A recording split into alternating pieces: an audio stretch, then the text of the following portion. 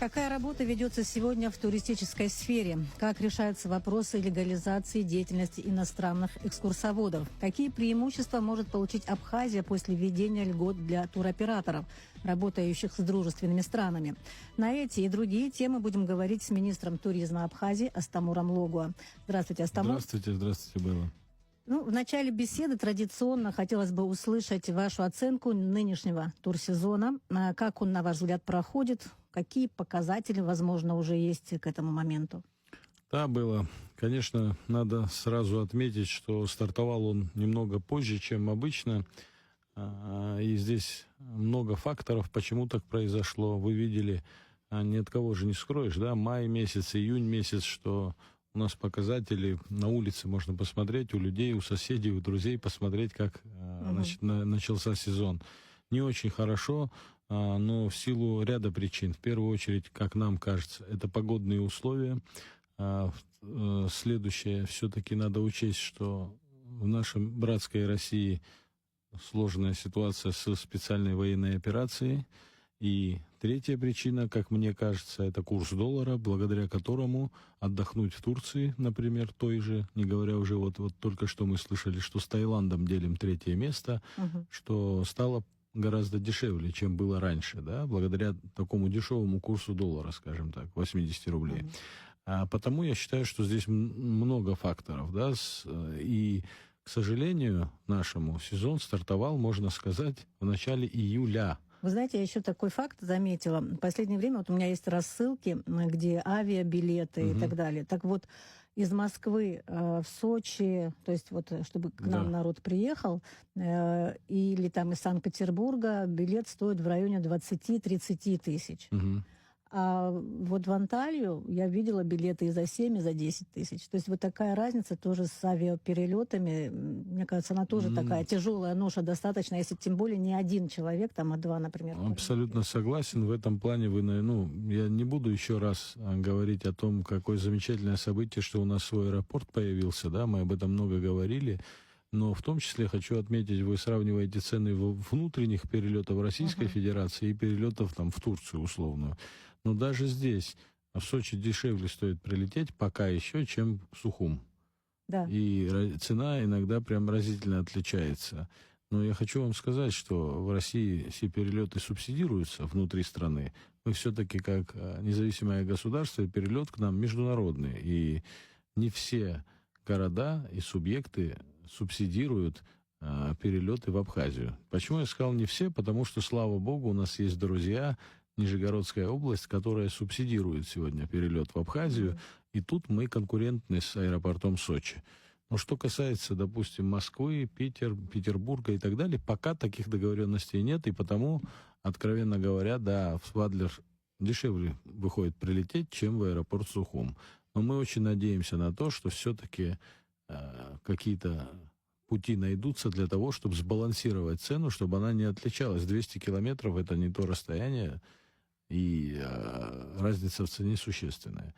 Очень надеемся, что к следующему году эти вещи отрегулируются. Но я хотел бы сказать, если вы спрашиваете о показателях, да, например, значит, у нас есть такие показатели, как главные, да, там посещение наших достопримечательностей, Афон и Рица. Например, если мы говорим за полгода прошлые и нынешние, то Новоафонская пещера, например, показала рост плюс 4%. То есть за полгода прошлого 97 тысяч было посещение, за полгода этого почти 101 тысяча. То есть здесь рост. Чего не могу сказать, например, о Рицинском национальном заповеднике. К большому сожалению, минус 2,5% по посещаемости за полгода прошлого, если сравнивать с нынешним годом, да, 139 тысяч на 136 тысяч. Это насколько я помню, было несколько раз, раза два точно, когда там были такие обвалы. Конечно, в том числе обвалы, погода. Вы же помните, это же мы за полгода говорим. Новогодние праздники, когда замело снегом, когда парк не мог работать. Это все надо учитывать, конечно. Тут не без этого.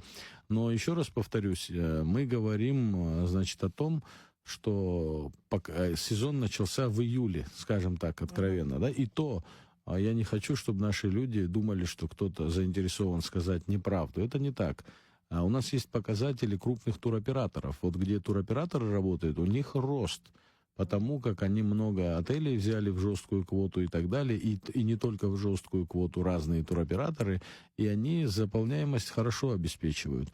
Но что касается частного сектора и малых средств размещения, да, мы эту проблему видим, ощущаем, но еще раз хочу повториться, что все-таки здесь надо учесть ряд факторов и обратиться за данными не только абхазскими. Вот мы сейчас сравнительный анализ будем проводить с Большим Сочи.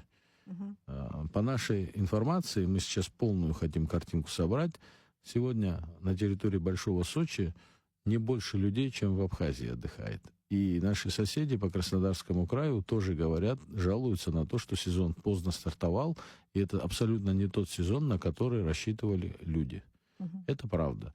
Но мы надеемся на то, что если погодные условия будут позволять, а вот мы смотрим, допустим, на статистику наших туроператоров, и их данные, рост, да, они говорят о том, что сентябрь будет полноценным, более того, и октябрь мы можем зацепить очень хорошо. Опять же, будет много факторов, в первую очередь погода в данном случае. Ну и дай бог, чтобы мирное небо было над головой. Вы все-таки видите, что часто задерживают рейсы, вылетов нет и так далее. Поезда. Ну, да, еще очень важно отметить, что говорят люди, которые занимаются этой работой. Опять же, возвращаясь к туроператорам, все говорят о том, что очень хорошо, что появился аэропорт. Это большое подспорье и возможности. И одному из этих туроператоров я могу даже выразить благодарность. Компания «Библио», например, 365 мест самолет, который стоит, это организована компанией «Библиоглобус», широкофюзеляжный самолет, который стал летать, это вот они. Но другие туроператоры в том числе говорят, что мест не хватает. Нам нужно больше рейсов, с большего количества городов, и в том числе с крупных городов не один, а есть потенциал и 2, и 3 рейсов в день. Вот таких больших. Да, то есть конечно. нам Вот нужно над этим работать. Санкт-Петербурга прям очень не хватает. Санкт-Петербург, он появится, но Москва, вот, например, туроператоры говорят, если вот такой же большой самолет, еще 2 самолета будет прилетать, и еще 2 самолета полных костей мы будем принимать в Абхазии. Нужно думать над этим, нужно разговаривать, вести переговоры. Очень надеюсь, что мы с этим справимся к следующему году. Ну, вы знаете, мы только начали, аэропорт только заработал. И хорошо, что он есть. Конечно, это просто очень классная вещь, что люди не не переходят где-то границу отдельно на этих постах, не стоят в очередях и так далее, и так далее. Я хотела напомнить, что в Абхазии сейчас отдыхают дети из Курской и Белгородской областей. Вы лично их встречали, участвовали в их обустройстве здесь, в заселении. Вот как они устроились, как отдыхают? Есть ли для них какая-то специальная программа пребывания здесь? И ваши впечатления, какие были от встречи, от, не знаю, разговоров с этими людьми? Вы знаете, они же с родителями приехали.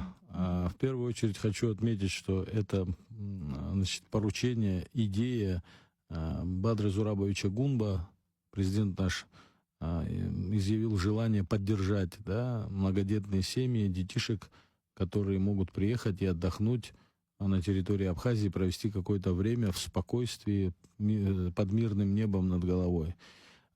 И мы эту программу реализовываем.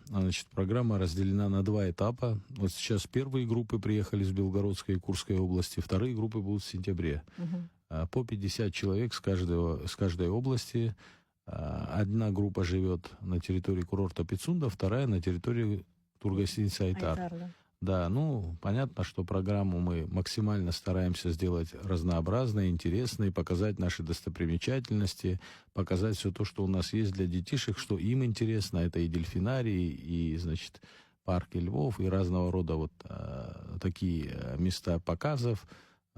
Очень нравится наша природа. Вы, наверное, видели уже в репортажах по телевидению, какие отзывы от самих детишек, от родителей. Но я хотел бы вот на что обратить внимание. Знаете, у нас прошло более 30 лет после окончания войны.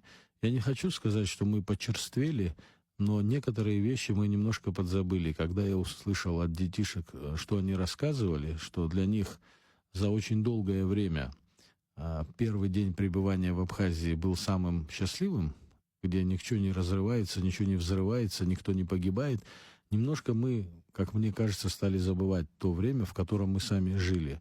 И я напомнил, и еще раз повторюсь, что в то же время точно так же радушно и тепло наши семьи, в том числе я и сам был ребенком, который оказался на территории России, на Северном Кавказе, в Карачаево-Черкесии, как нас принимали, как о нас заботились. Мы хотим тем самым продемонстрировать то, что мы эти вещи никогда не забудем и всецело будем поддерживать то, насколько мы это можем сделать, поддержать наших друзей, россиян, тем более оказавшихся детишек в таком сложном положении.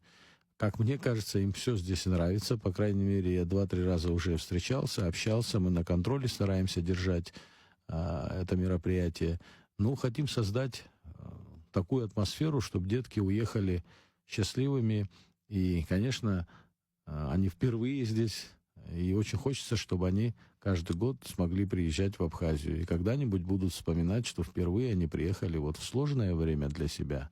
Но теперь, вот спустя много лет, приезжают в гости к своим друзьям в Абхазию. Замечательно.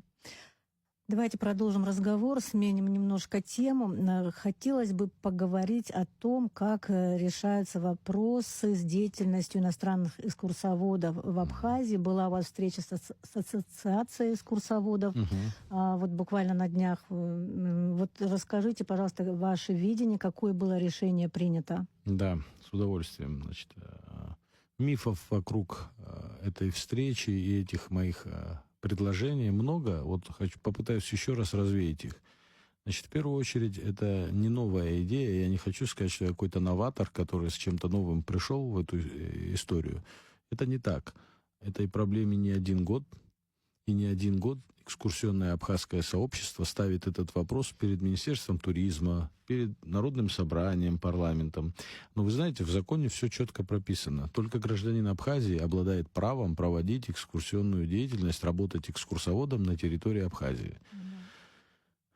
К сожалению, этот закон в этой части нарушается. Нарушается достаточно давно. Ну, мне кажется, это уже не 3 и не 5 лет назад началась эта история, когда люди приезжают, привозят к нам гостей и проводят так называемые экскурсии. Это даже не работа российских экскурсоводов. Там нет экскурсоводов, насколько мне известно. Это вот частные минивэны, небольшие там машины. Инициативные граждане. Инициативные граждане, скажем так, да. Они же и водители, они же кто-то, прочитав Википедию, кто-то, опираясь на какие-то слухи, иногда очень недостоверные, иногда очень исковерканная наша история, что, конечно, нас беспокоит, рассказывают нашим гостям. Это не есть хорошо, но, еще раз повторюсь, я в интервью говорил про регион. Вот я хочу еще раз сказать. Черноморский регион. Мы все живем в нем. Кто-то в Российской Федерации, кто-то в Абхазии. Понятно, мы принимаем зачастую одних и тех же гостей. Люди, которые останавливаются для отдыха в Сочи, потом хотят увидеть красоты Абхазии. Крупные туроператоры сотрудничают следующим образом. Большой автобус подъезжает на границу, туда подсаживается абхазский экскурсовод. С абхазским экскурсоводом у российской компании есть соглашение. Он проводит экскурсию по территории Абхазии, он аккредитован, лицензирован Министерством туризма. Он возвращается после экскурсии до границы, провожает своих гостей, выходит и занимается своими делами. Примерно такую же схему мы предлагаем. Я еще раз говорю, я в этом не новатор. Эта идея, кстати, принадлежит как экскурсионному сообществу абхазскому, так и прошлым руководителям министерства. К большому сожалению, она не реализована до сих пор. Но предложение то же самое. Организовать такой процесс, при котором группы малые, которые будут приезжать, а мы даже проговаривали количество автобусов, минивэнов, которые едут, да, одной большой группой. Бывает 5, 10, 20. Ну, распределить по 3 минивэна, да, на одного экскурсовода, организовать радиорубку. Мы откроем офис организации экскурсионной на границе, и прямо оттуда дежурный экскурсовод может садиться в машину, проводить экскурсию, и наши друзья с Большого Сочи не будут нарушать абхазское законодательство.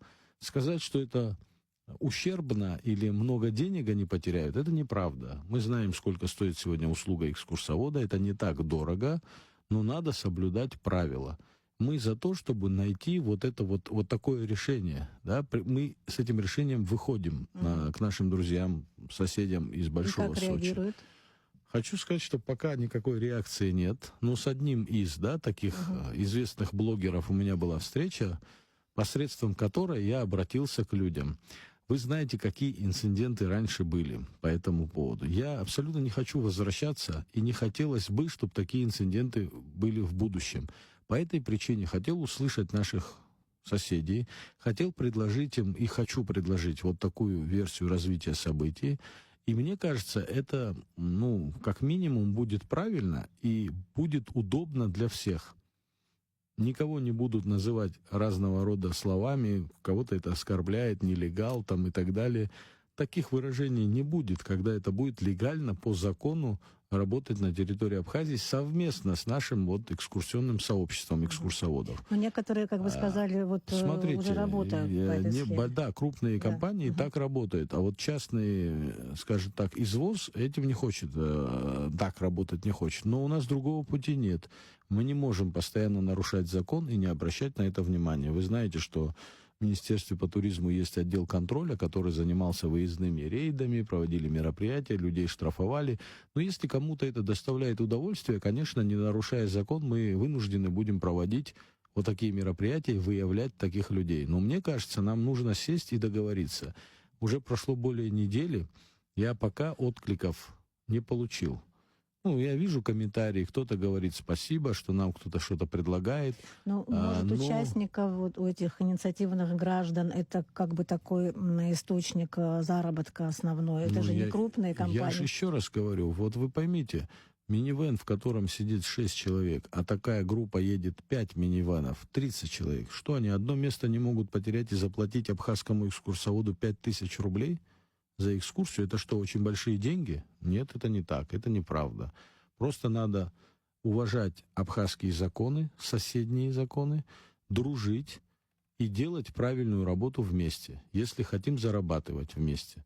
По этой причине я не вижу здесь больших проблем. Я еще раз, позавчера, если не ошибаюсь, сделал объявление, и мы ждем в пятницу, назначена встреча на 11:00. Мы ждем наших соседей, мы ждем наше сообщество, хотим поставить точки. Очень надеюсь на то, что люди откликнутся, придут, и мы сядем договариваться в правильном цивилизованном русле. Но если этого не произойдет, к сожалению, нарушать закон не позволено ни соседям нашим, ни мне как министру. Потому что то, что отдел контроля сегодня не производит рейды, это, честно говоря, абсолютное нарушение закона. Но еще раз повторюсь, мы идем этим путем только для того, чтобы найти возможность выйти в правовое русло, найти какую-то золотую середину. Я считаю, что это абсолютно нормальное предложение. Мне бы даже хотелось услышать либо положительные отзывы, либо отрицательные по этому поводу. Мне бы хотелось услышать аргументацию, но, к сожалению, пока этой встречи нет. Может, Я перед обществом, еще раз повторюсь, перед экскурсионным сообществом, перед тем, как делать это обращение, я им сказал, я новый министр в этой отрасли, у меня есть такая возможность и желание сделать эту встречу. Многие скептически были настроены и не верили в то, что из этого что-то получится. К сожалению, пока их скептицизм оправдывается. Но есть пару дней, есть пятница. Очень надеюсь, еще раз через вас обращаюсь ко всем, прошу вас, откликнитесь. Давайте сядем и договоримся, и сделаем работу правильной. Вот что я хотел бы сказать. Спасибо. А какие преимущества может получить Абхазия после введения льгот для туроператоров, работающих с дружественными странами? Вот такая новость об этом, о том, что Абхазия может войти в список дружественных стран, она и так туры, в которых для туроператоров станут дешевле.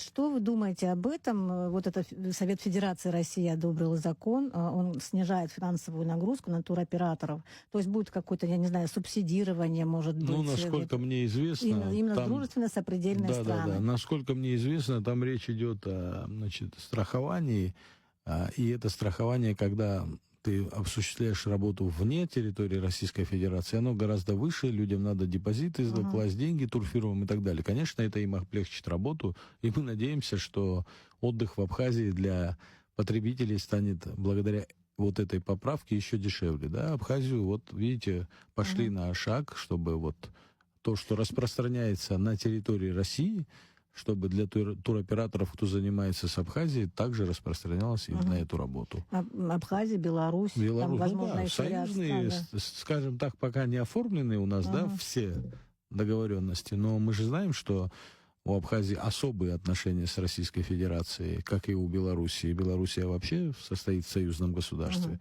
Но у нас особые отношения, и спасибо за такую поддержку. Конечно, она в первую очередь оказывается туроператорам российским, но посредством этой поддержки мы надеемся, что и турпоток увеличится, и цены могут снизиться, и люди могут еще с большим удовольствием поехать в Абхазию. Возможно, что будут вопросы решаться и с аэропортом, с дополнительными рейсами. Очень на это надеемся. Ну, вот это касается именно страхования, да, как я понимаю? Насколько понимаю, да. Я до конца, честно говоря... То есть на территории России они оформляют страховку? Да, по-моему, так. Надо в этом до конца разобраться, но отчасти это именно о страховании речь идет. Ну, буквально, не так много времени. Я бы хотела, чтобы минуты 2 мы обсудили с вами прошедший форум «Путешествует», такой достаточно крупный, престижный форум, который говорит о туристической сфере. Какие там были встречи и какие важные договоренности достигнуты? Мы в СМИ видели много информации, она уже немножко путается в голове, потому что ее реально было много. Вот хотелось бы, чтобы вы как-то упорядочили, сказали о главных моментах. Да, на мой взгляд, мы много чего там обсуждали, и после этого форума, значит, уже в рамках межправкомиссии, разрабатывая дорожную карту по туризму, много, значит, интересных проектов, которые будут, значит, осуществляться на территории Абхазии.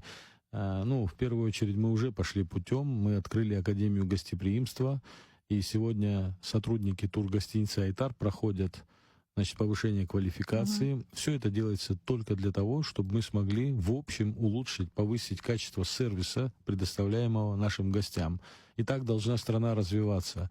Следующим этапом это будет курорт Пицунда и сотрудники курорта Пицунда. Мы говорим о простых сотрудниках, обычных горничных, официантов, барменов, администраторов и так далее. А школа, кстати, наша академия, скажем так, она абсолютно бесплатная. Да, и мы очень надеемся на то, что со следующего года мы будем принимать представителей частного бизнеса. Мы предлагаем малым объектам размещения, частным бизнесменам присылать к нам свой персонал для того, чтобы мы могли повысить их квалификацию и в будущем улучшить сервис наш, значит, в сфере туризма. Эта работа постоянная будет. Эта работа будет постоянной. Более того, хочу отметить, что туроператоры нам пошли навстречу, и лучших выпускников на практику будут отправлять 4-5-звездочные отели Турции. За свой счет они будут отправлять. Туроператоры на себя это берут. Мне кажется, это вот прям хорошее направление, которое мы уже скажем так, возглавили, открыли, да, занимаемся этим. И еще одна интересная история, это, конечно, мы сначала заходили на форуме с предложением о программе глэмпиньерства, да, модульного строительства, глэмпингов и так далее. На наш взгляд, горная часть Абхазии не менее привлекательна, чем прибрежная. Конечно. А если учитывать, что горы наши очень близко расположены к морю, то человек может, отдыхая в горах, даже посещать море каждый день, да, приезжать на набережную или его будут привозить. Потому, как мне кажется, это очень интересная история, которая еще и перекликается с тем, что если говорить о загруженности аэропорта, который надо загружать, чтобы он был рентабельный, нужно дополнительно строить средства размещения. Если говорить о средствах размещения, то строить крупную гостиницу – это очень долго и дорого. А нам кажется, что мы можем пойти по пути вот таких глэмпинг-поселков и так далее. Значит, эта история про банк. Раньше это была программа банка ВТБ. Мы сейчас тоже на последней встрече с Минэкономразвития ставили этот вопрос, чтобы порог кредита был чуть-чуть снижен, чтобы можно было людям участвовать там с потолком до 100 миллионов, до 50 миллионов. И тем самым вот эта программа отдельно, по нашему мнению, 1 миллиард в год, если получится кредитовать наш бизнес. Мгм. Значит, под эту программу мы быстрыми темпами нарастим объем количества номеров, и наши люди будут заниматься предпринимательской деятельностью. И это будет новое направление — Горная Абхазия через модульные дома и глэмпинги. Это какой конкретно банк? Ну, сейчас мне сложно сказать, кто это будет финансировать. Да. Ну, будем наблюдать за ситуацией. Я благодарю вас за интервью. Мы о многом, Спасибо. кстати, не поговорили, но Большому думаю, что у нас сожалению. будет еще возможность обговорить. Надеюсь. О том, какая работа ведется сегодня в туристической сфере, как решаются вопросы деятельности иностранных экскурсоводов, а также на некоторые другие темы мы говорили с министром туризма Абхазии Астамуром Лугуа.